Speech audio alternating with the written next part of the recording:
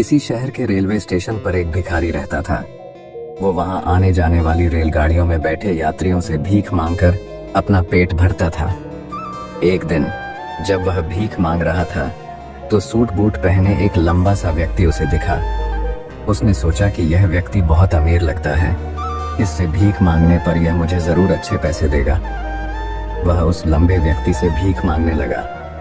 भिखारी को देखकर उस लंबे व्यक्ति ने कहा, तुम हमेशा मांगते ही रहते हो, क्या कभी किसी को कुछ देते भी हो? भिखारी बोला, साहब मैं तो भिखारी हूँ, हमेशा लोगों से मांगता ही रहता हूँ, मेरी इतनी औकात कहाँ कि किसी को कुछ दे सकूं। लंबा व्यक्ति बोला, जब किसी को कुछ दे नहीं सकते तो तुम्हें मांगने का भी कोई हक नहीं है। मैं एक व्यापारी हूँ और लेन देन में ही विश्वास करता हूँ। अगर तुम्हारे पास मुझे कुछ देने को हो तभी मैं तुम्हें बदले में कुछ दे सकता हूँ। इतना कहने के बाद वह लंबा आदमी ट्रेन में बैठकर चला गया। इधर भिखारी उसकी कही गई बात के बारे में सोचने लगा। उस लंबे व्यक्ति के द्वारा कही गई बात उस भिखारी के दिल में उतर गई। वह सोचने लगा कि शायद मुझे भीख में अधिक पैसा इसीलिए नहीं मिलता क्योंकि मैं उसके बदले में किसी को कुछ दे नहीं पाता हूँ। लेकिन मैं तो भिखारी हूँ, किसी को कुछ देने लायक भी नहीं हूँ। लेकिन कब तक मैं लोगों को बिना कुछ दिए केवल मांगता ही रहूंगा? बहुत सोचने के बाद उस भिखारी ने निर्णय किया कि जो भी व्यक्ति उसे भीख देगा उसके बदले में वह भी उस व्यक्ति को कुछ जरूर देगा।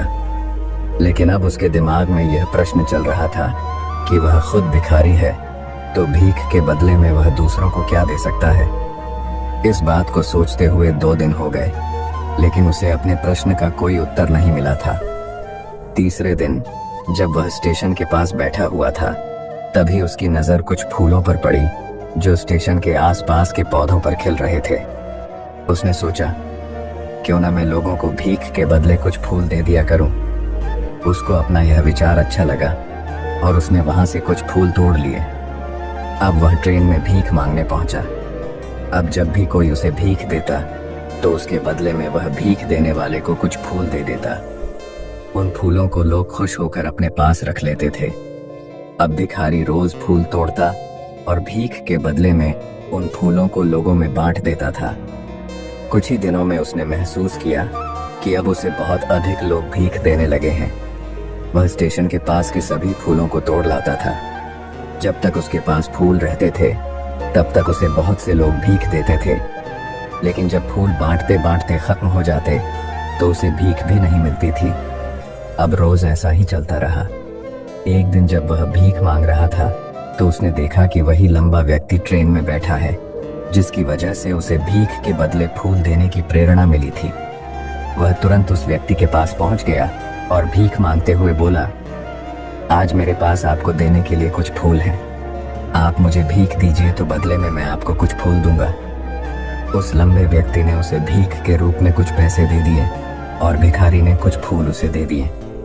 उस लंबे व्यक्ति को यह बात बहुत पसंद आई।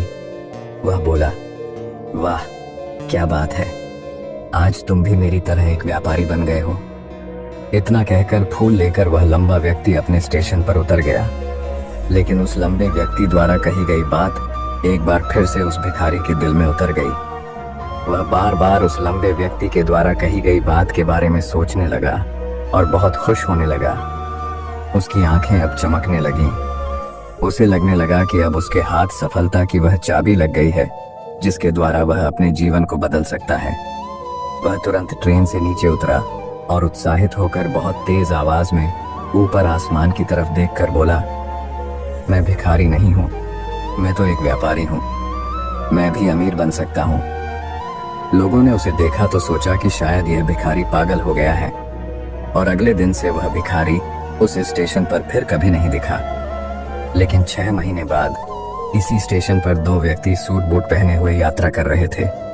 दोनों ने एक दूसरे को देखा तो उनमें से एक ने दूसरे से हाथ मिलाया और कहा, क्या आपने मुझे पहचाना? दूसरा व्यक्ति बोला, नहीं, क्योंकि मेरे हिसाब से हम लोग पहली बार मिल रहे हैं। पहला व्यक्ति बोला, नहीं, आप याद कीजिए, हम पहली बार नहीं बल्कि तीसरी बार मिल रहे हैं। दूसरा व्यक्ति बोला, मुझे याद नहीं, वैसे हम पहले 2 बार कब मिले थे? अब पहला व्यक्ति मुस्कुराया और बोला, हम पहले भी 2 बार इसी ट्रेन में मिले थे। मैं वही भिखारी हूँ जिसको आपने पहली मुलाकात में बताया कि मुझे जीवन में क्या करना चाहिए, और दूसरी मुलाकात में बताया कि मैं वास्तव में कौन हूँ। दूसरा व्यक्ति मुस्कुराया और अचंभित होते हुए बोला, ओह, याद आया, तुम वही भिखारी हो जिसे मैंने एक बार भीख देने से मना कर दिया था और दूसरी बार मैंने तुमसे कुछ फूल खरीदे थे। लेकिन आज तुम ये सूट बूट में कहाँ जा रहे हो और आजकल क्या कर रहे हो? तब पहला व्यक्ति बोला, हाँ, मैं वही भिखारी हूँ, लेकिन आज मैं फूलों का एक बहुत बड़ा व्यापारी हूँ और इसी व्यापार के काम से ही दूसरे शहर जा रहा हूँ। कुछ देर रुकने के बाद वह फिर बोला, आपने मुझे पहली मुलाकात में प्रकृति का वह नियम बताया था जिसके अनुसार हमें तभी कुछ मिलता है जब हम कुछ देते हैं। लेन देन का यह नियम वास्तव में काम करता है।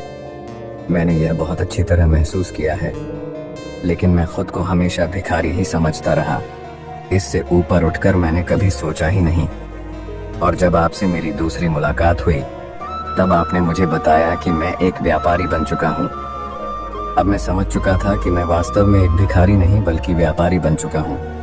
मैंने समझ लिया था कि लोग मुझे इतनी भीख क्यों दे रहे हैं, क्योंकि वह मुझे भीख नहीं दे रहे थे बल्कि उन फूलों का मूल्य चुका रहे थे। सभी लोग मेरे फूल खरीद रहे थे क्योंकि इससे सस्ते फूल उन्हें कहाँ मिलते।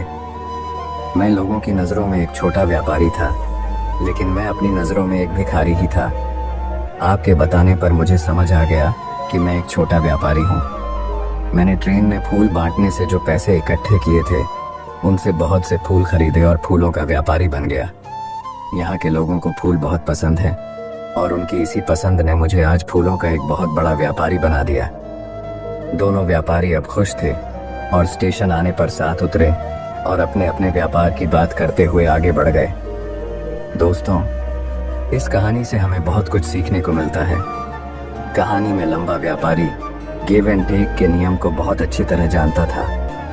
दुनिया के सभी बड़े व्यापारी इसी जीवन के नियम का उपयोग करके सफल हुए हैं।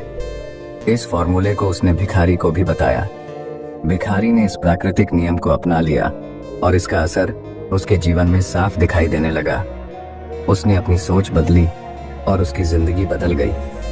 यह कहानी हमें बताती है कि हम यदि अपनी सोच बदल लें तो कुछ भी हासिल किया जा सकता है। यदि हम खुद को छोटा समझते रहेंगे तो हम हमेशा छोटे ही बने रहेंगे।